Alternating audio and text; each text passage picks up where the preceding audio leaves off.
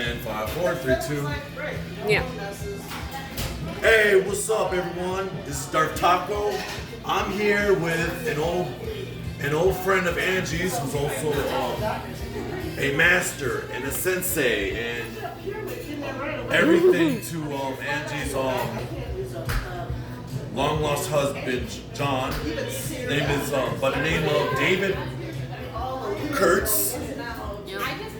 And he's awesome. Who teaches martial arts, Aikido, right? Aikido. And right now I'm sitting here promoting this book, Yaks and Helms, which I'll make sure for those of you who love martial arts of any type. And it's fantasy, right? It's a fantasy. It is a huge fantasy for those of who loves a good read. The link will be in the description. So tell me, how long you've been doing Aikido? About 30 years. And I understand you're also a writer, photographer, besides martial artist. Yeah. I do fine art photography and display all around southeast Wisconsin and various art shows, part of the League of Milwaukee Artists. So I do that with my photography, and I'm actually currently working on the sequel to this book, which is called The Wayward King. Okay. And hopefully that will be out in the next 6 to 9 months. I'm about halfway through the project. Okay. And then I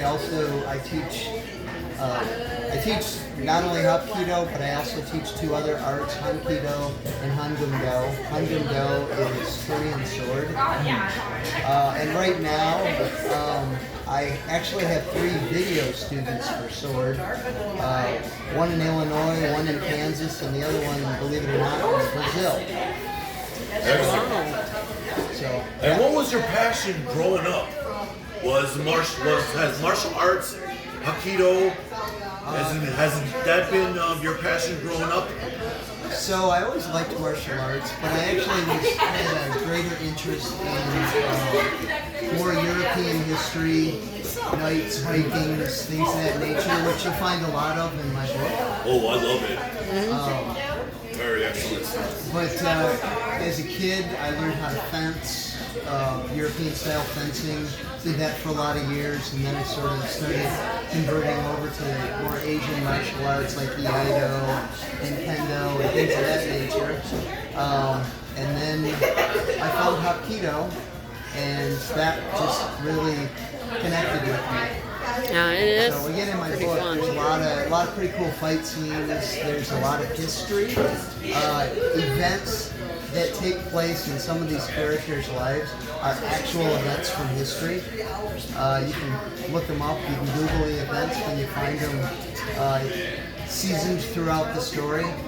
And what was your influence growing up when you decided to write this beautiful book right here?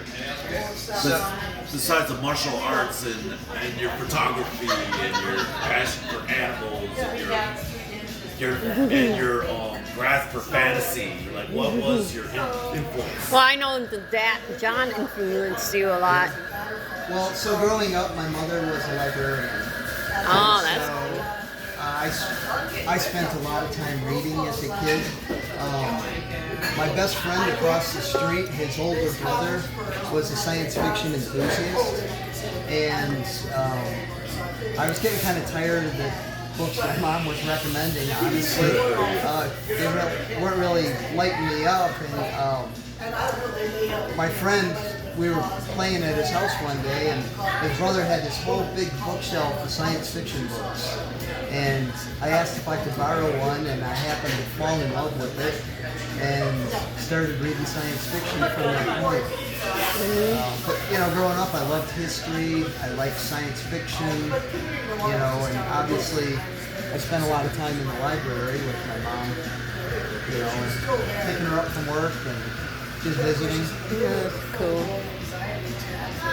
Wow, this is very impressive. Do you have a favorite character that you created that it's like relevant to you that you can relate to? So, the main character of this story is a guy named Ivan Wolf, and I really relate to Ivan at a lot of levels.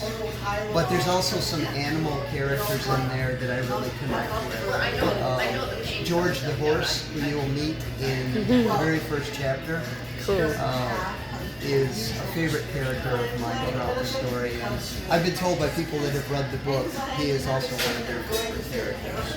I can't wait to read it. Wow, that is very incredible. You know, like word from word. You know, how long you have a wonderful passion of animals and photography. So I've been doing photography since I was 13. So a long time ago. You won awards for your stuff too, right? Yeah, actually, a lot of the stuff that I've shown here in recent years, I've gotten a lot of awards on. Yeah, that's pretty cool. So I've been doing photography since I was 13. And animals, I wanted animals growing up, but my mom wouldn't have any part of us have. Do you have any animals now that you? Yeah, we've been doing rescue dogs now for about 30 years. So I have 2 dogs right now. Yeah. I have to meet your dogs. Yes, you haven't. I haven't met them yet. I met the other ones. Yeah, you have I miss not Tasha. met, Jayla yet. And our newest. He had a really cool Tasha. Yeah. But we lost Tasha, and when we lost Tasha, we got Jayla, and she's a pit. She's about 72 pounds of muscle and just a lot of fun. And our newest is a German Shepherd, and she is a very sad case. She was a breeder dog in a puppy mill, and clearly seriously abused. So she's a lot of work bringing her along. We've had her for about a year. Made a lot of progress. And progress is always awesome. What would you say to the boys and girls out there who wanted to, like, whether or not, what kind of encouragement, this is very inspiring of what you do, besides martial arts, besides photography, what would you say to one of the boys and girls who wanted to get into to Aikido or any type of martial arts, or get into, that wanted to write their own novel, wanted to tell their own story, or wanted to get into photography? Like, what would they say? I would say Feel free to say in front of them. martial arts is a wonderful place to grow as an individual.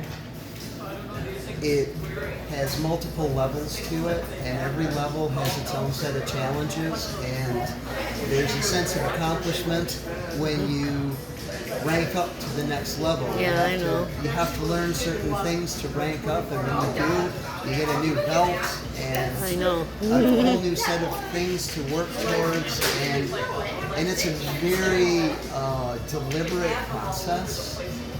It's a very well thought out process for personal development,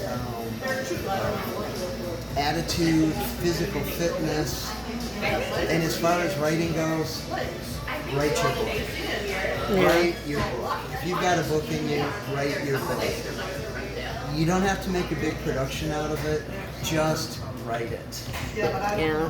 That's the best thing I can tell you. I tried researching writing a book, how do you do it, and all of these things. And finally, I found that the best thing to do is to just write it. And keep in mind, it takes time. It takes a lot of time. And the first thing that you write is not what's you're going to end up publishing. And like I said, boys and girls, let that be a lesson to you. And Darth says, and always says it best, It's like a seed. You plant that seed, Yeah. you let it go, let it grow. It does take a lot of time and patience, but you have potential. You do anything with set your mind to it. And this is a very prime example. And I thank you very much, Dave, for having the time to talk to you here. Especially as one of Rosa's good friends. Here. So right now, boys and girls, the link will be on the description if you want to check out this book. Good read, fun, and adventure. Lots of lessons that you can expand your mind into something like this. Apparently it's in Amazon. Yeah. You know, look up the man himself, you know, Dave Kurtz. Thank you very much. Thank you. And for now, rock on, stay weird.